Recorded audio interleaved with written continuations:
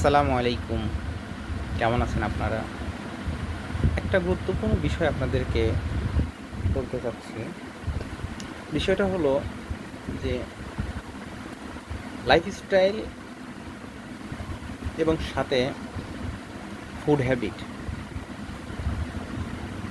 আপনারা একটা বিষয় কি ট্রেন্ডিং খেয়াল করেছেন যে ফুড ব্লগিংয়ের নামে এবং মানুষের অতিরিক্ত খাওয়ার প্রবণতাকে যেরকম চরম লেভেলে নিয়ে যাচ্ছে, একটা জিনিস পৃথিবীর এই শেষ সন্ধিক্ষণের সময়েতে আমরা একটা জিনিস বুঝতে পারছি, মানুষ খাওয়া-দাওয়া করছে শুধু মরে যাওয়ার জন্য। অর্থাৎ বলতে পারেন যে বিষ খাইলে মানুষ মারা যায়, অর্থাৎ মানুষ খাচ্ছে শুধু মরে যাওয়ার জন্য। অহরহ প্রতিটা ক্ষণে শুনতে পাচ্ছি এই আত্মীয় হার্ট অ্যাটাক করেছে, তার হার্টে ব্লক ধরা পড়েছে। অথচ আমাদের দাদা বা তার পূর্বপুরুষদের আমলে এই কথাগুলো কখনো শোনা যায়নি, এবং বাবার আমলেও এগুলো শোনা যায়নি। এর বিষয়টা কী হচ্ছে জানেন? আমরা একটা নির্দিষ্ট লাইফ স্টাইল এবং শৃঙ্খলামুক্ত জীবন থেকে আমরা বিশৃঙ্খলযুক্ত জীবনে চলে এসেছি।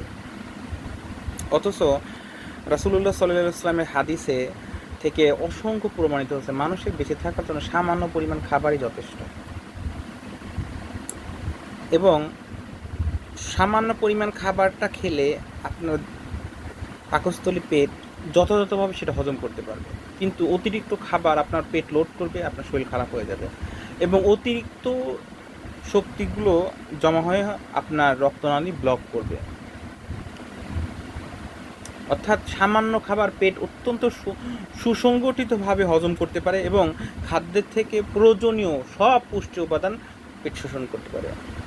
অথচ এই লাইফ স্টাইলটা আমরা ভুলে গেছি। এখন আমরা দাওয়াত বাড়ি বা বাড়ির কোনো প্রোগ্রামে বা যে কোনো অনুষ্ঠানে অতিরিক্ত খেতে পারলে নিজেকে ধন্য মনে করি, কিন্তু এই খাবারটা মানে বর্তমান সময়ে খাওয়ার অপর নামই হচ্ছে মৃত্যু। অর্থাৎ আমি খাচ্ছি এবং মৃত্যুকে খুব দ্রুত আমন্ত্রণ জানাচ্ছি আমার কাছে আনার জন্য।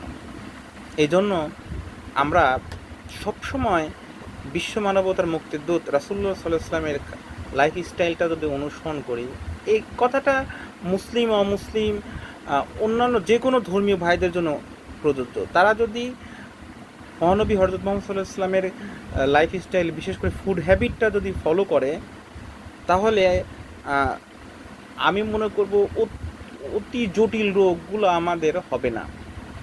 ঠিক আছে ভাইরা, আজকে এই পর্যন্তই। আসসালামু আলাইকুম।